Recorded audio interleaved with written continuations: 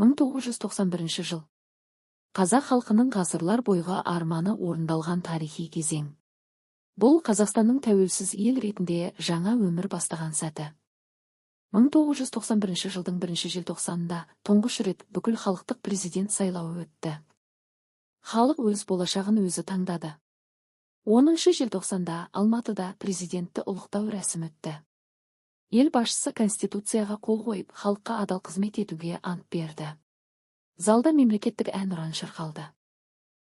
1991 жылдың 16 желтоқсанында Қазақстан Республикасының мемлекеттік тәуелсіздігі туралы конституциялық заң қабылданды.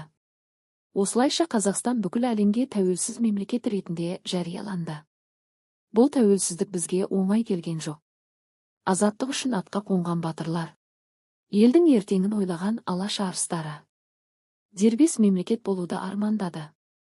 Сол арман бүгін ақиқатқа айналды. Қазақстан демократиялық, құқықтық мемлекет болып қалыптасты.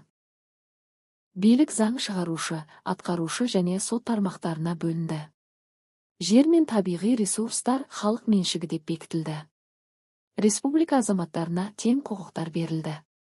Ұлт пен дінге қарамай, барлығы бір шаңырақ астында бірікті. Бірлік ел тірегі болды. Туымыз желбіреді. Елтаңбамыз айшықталды. Әнұранымыз асқақ естілді. Біз бабалар аңсаған тәуелсіз елміз. Тәуелсіздік мәңгілік құндылығымыз.